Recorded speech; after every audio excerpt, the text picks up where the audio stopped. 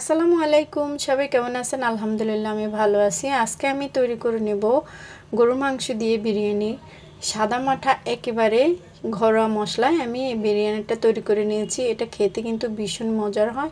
তো চলুন রেসিপিটি শুরু করি। আমি এখানে 1 কেজি থেকে একটু বেশি পরিমাণে মাংস নিয়েছি, কেটে ধুয়ে পরিষ্কার করে নিয়েছি, একটু ছোট ছোট করে কেটে দিয়েছি।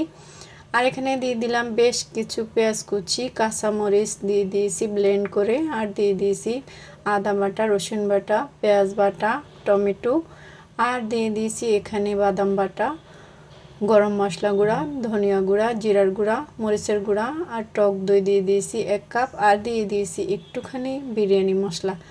এখন দিয়ে দিলাম আমি এখানে 1/2 কাপ সরিষার তেল। সব কিছু দিয়ে এখন আমি খুব ভালোভাবে হাতে এগুলো মেখে নিব। দিয়ে দিব একটু টমেটো সস দিয়ে এখন খুব সুন্দর করে মেখে নিব। একটু সময় নিয়ে মেখে এটাকে আমি রেস্টে রেখে দিব 30 মিনিটের জন্য। হাতে সময় থাকলে আর একটু বেশি সময় রাখতে পারেন, কোনো সমস্যা নাই। এখন আমি এটা রান্না করার জন্য চুলায় একটি প্যান বসিয়ে দিয়ে দিয়েছি। এখানে 1 কাপ সরিষার তেল দিয়ে দিয়েছি পেঁয়াজ কুচি, বড় সাইজের 4টা পেঁয়াজ দিয়ে দিয়েছি এখানে কুচি করে।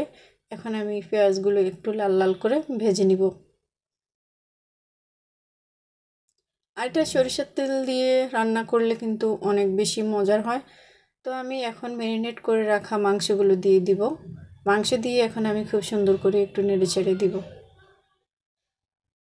আর একটা ঢাকনা দিয়ে দিব। এখন এটা থেকে অনেকটাই পানি বের হয়ে যাবে, এখানে কোনো পানি ইউজ করা লাগবে না। খুব ভালোভাবে এটাকে কষিয়ে নিব আমি। 10 মিনিট কষানোর পর আমি এখন এখানে দিয়ে দিব 1 কাপ লিকুইড দুধ দিয়ে আমি আবারও এটাকে খুব ভালোভাবে 20 মিনিট জাল করে নিব। রান্নাটা করে নিব, গরুর মাংসটা ভালোভাবে সিদ্ধ করে নিব। ভালোভাবে সিদ্ধ হয়ে গেলে আমি এটাকে দেখে নিব অনেকটাই সিদ্ধ হয়ে গেছে। একটু নেড়ে ছেড়ে দিয়ে এখানে আমি দিয়ে দিব 1 কেজি পোলাও চাল। আর এখানে একটু বেশি 1 কেজির থেকে বেশি পরিমাণে মাংস দিয়েছি। এভাবে রান্না করলে কিন্তু অনেক বেশি ভালো লাগে। চাল থেকে মাংসের পরিমাণটা একটু বেশি দিবেন। এখানে কয়েকটা গোটা কাঁচামরিচ দিয়ে দিয়েছি। এখন আমি এগুলো খুব সুন্দর করে নেড়ে ছেড়ে ভেজে নিব। একটু সময় নিয়ে ভেজে নিতে হবে, তাহলে চালগুলো ঝরঝরা হবে আর খেতে কিন্তু ভীষণ ভালো লাগবে।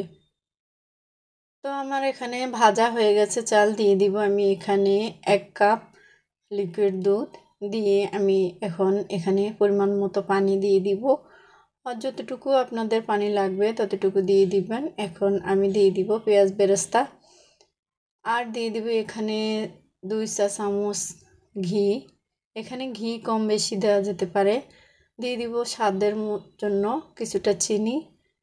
এখন আমি এটাকে খুব ভালোভাবে নেড়ে ছেড়ে আবারও 10 মিনিটের জন্য ঢাকনা দিয়ে দিব। খুব সুন্দরভাবে যখন ফুটে উঠবে আমি আবারও একটু নেড়ে দিব, না হলে কিন্তু নিচে থেকে পোড়া লেগে যাবে। ঢাকনা দিয়ে এটাকে রেস্টে রেখে দিব 15 মিনিটের মতো। এখন 15 মিনিট পর আমি খুলে এটাকে একটু নেড়ে ছেড়ে দিব। খুব সুন্দরভাবে আমার চালগুলো সিদ্ধ হয়ে গেছে আর একেবারে ঝরঝরা হয়েছে। তো বিরিয়ানি রান্নাটা কেমন হয়েছে জানাবেন। যদি আপনাদের ভালো লাগে তাহলে শেয়ার করার অনুরোধ রইল। এতক্ষণ সময় নিয়ে ভিডিওটি দেখার জন্য সকলকে অসংখ্য ধন্যবাদ। সবাই অনেক বেশি ভালো থাকবেন। সবার জন্য শুভকামনা। আল্লাহ হাফেজ। আসসালামু আলাইকুম।